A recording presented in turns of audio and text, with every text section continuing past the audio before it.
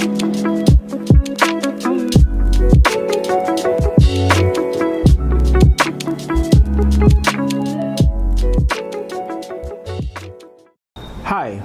this is Terry Mante, and I have a question for you.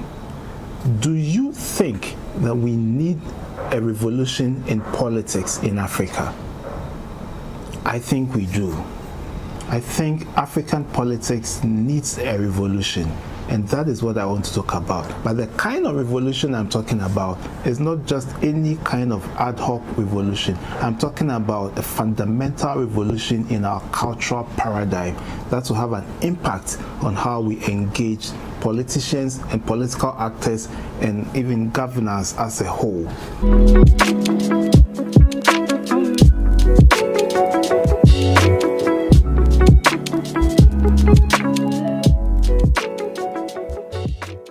Since you love to read, you will be free forever.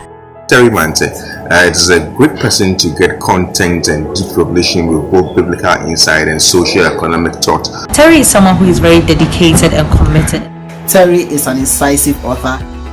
Nobody becomes successful by using their weaknesses, and we have to be conscious about using our strengths to mitigate the impact of our weaknesses on our lives. Leadership is a sense, it's a certain mindset, it's a certain understanding, a certain paradigm that you have, which translates into influence, into making an impact, into having a positive impact on the lives of other people. Terry is a terrific writer. Terry's books are not only relevant for the development of potential and capacity, they are also essential for the refinement of ethics and character. Everybody needs a Terry Mante book. Get them from reputable online stores and libraries. Connect with us by phone, email, or social media.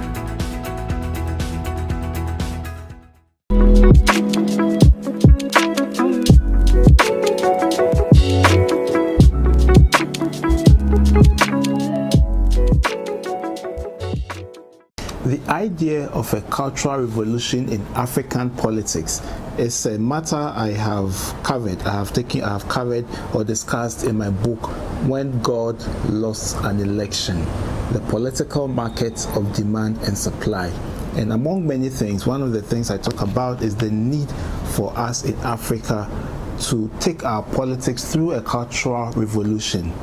One of the things that we have to settle in our minds as citizens of Africa is that the contemporary African political leader is not the same as a chief. You know, in pre-colonial times, African traditional leaders, who we normally call chiefs, used to govern our societies and our countries, and they were very powerful people. They had absolute power in their territories. They were people who had to be obeyed. In fact, in some countries or in some cultures, some of these people were deified. So it meant that they were owners of their territories. That means they had the sovereignty resided in them. It also meant that they were born into special lineages. So you had to be born into a special family to become a chief. So those people were seen to be very special. They were seen to, some of them were seen to possess supernatural powers and considered the bridge between the physical realm and the spiritual realm.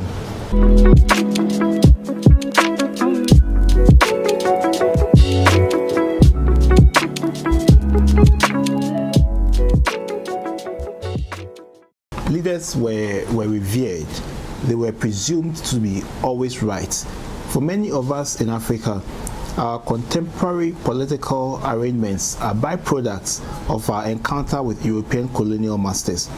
We embraced the form of governance without reprogramming our minds and reforming our perspective about leaders and leadership. We have dealt with our political leaders the same way our ancestors used to relate to chiefs in ancient times. Let's go back to Europe. If you look far back into their history, we realize that most of the countries there in Europe had monarchical structures in place, not different from the chieftaincy institution we used to have. These monarchs were absolute rulers, just like our chiefs were. They made laws, adjudicated cases, and controlled patronage. So think of countries like France, Norway, Netherlands, England, Sweden, Greece, Denmark, Spain, Belgium, and the rest of Europe, all of them used to be monarchies.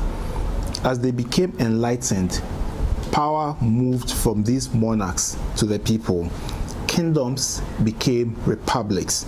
Some of these transitions were engineered through violent protests, while others took place through gradual adjustments of the legal framework.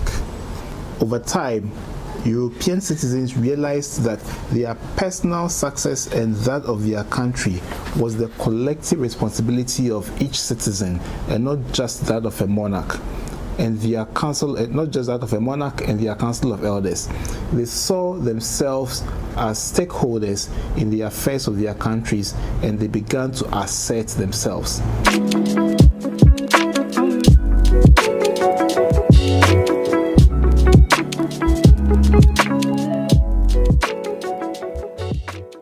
Even in European countries such as England, Sweden, Spain, Netherlands, Norway, and other places where the monarchy is still in place, we realize that these monarchs have become mere ceremonial heads with no real executive authority.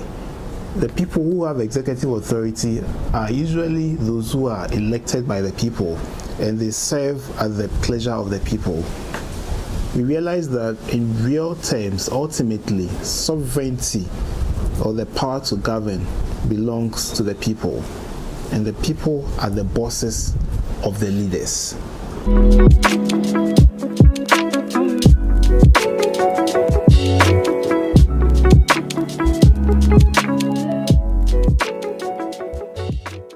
Since you love to read, you will be free forever. Terry Mante is a great person to get content and deep revelation with both biblical insight and socio-economic thought. Terry is someone who is very dedicated and committed. Terry is an incisive author. Nobody becomes successful by using their weaknesses, and we have to be conscious about using our strengths to mitigate the impact of our weaknesses on our lives. Leadership is a sense, it's a certain mindset, it's a certain understanding, a certain paradigm that you have, which translates into influence, into making an impact, into having a positive impact on the lives of other people. Terry is a terrific writer. Terry's books are not only relevant for the development of potential and capacity, they are also essential for the refinement of ethics and character. Everybody needs a Terry Mante book. Get them from reputable online stores and libraries. Connect with us by phone, email, or social media.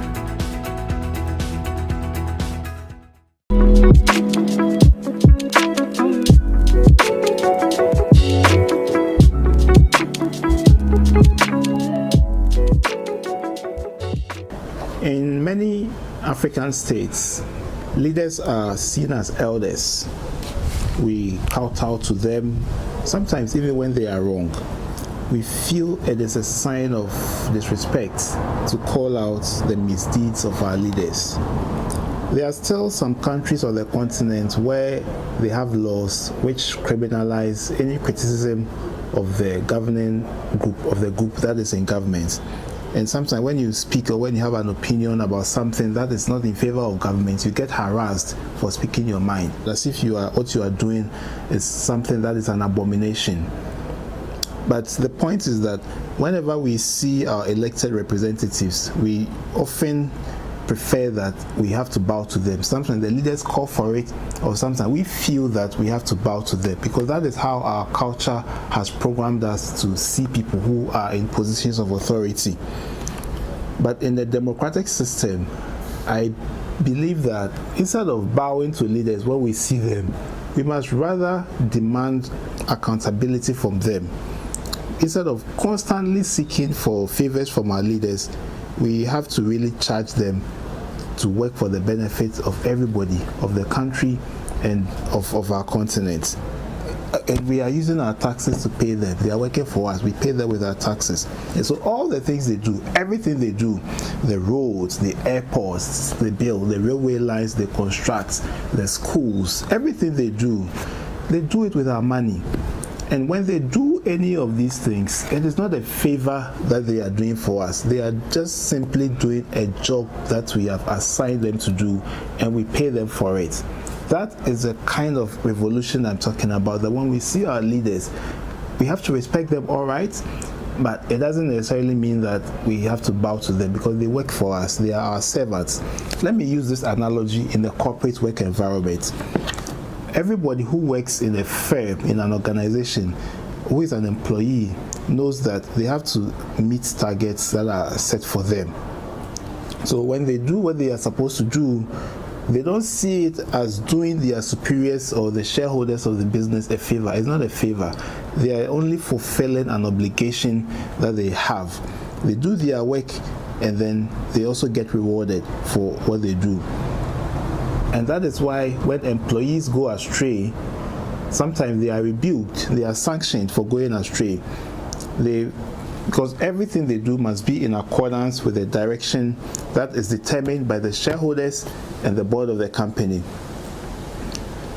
So for all of us in Africa, it is time for us to begin to revise our paradigm. We have to revise our paradigm. While it is in order to show respect to people and to those in leadership, we must assume our rightful place as shareholders of our commonwealth. The directors and managers, who I call the leaders, they are our directors and managers. The people we put in place, they report to us, not the other way around. We don't report to them, they report to us. We should be able to rebuke them when they go astray.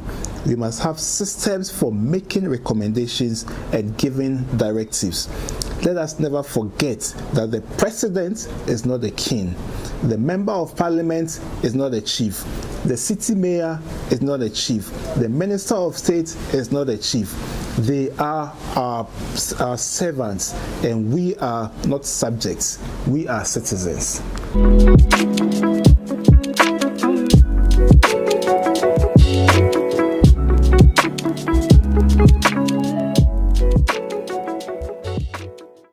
It has been my pleasure coming your way today. Before I go, I want to recommend my latest book, When God Lost an Election: The Political Market of Demand and Supply. I believe that this is a book that every African electorate must read. And if we embrace the ideas and the concepts, or if we interrogate the ideas and the concepts in the book, it's going to enhance our capacity to ensure that our governments across the continent work in our interest, in the collective interest of the people of Africa. Copies are available on reputable online bookstores across the world, and you may also send us a message directly via the number on the screen on WhatsApp or SMS. Thank you very much. I'm Terry Mantse.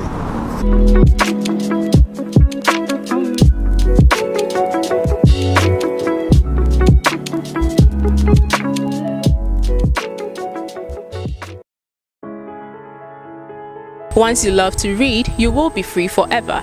Terry Mantse is a great person to get content and deep revelation with both biblical insight and socio-economic thought. Terry is someone who is very dedicated and committed.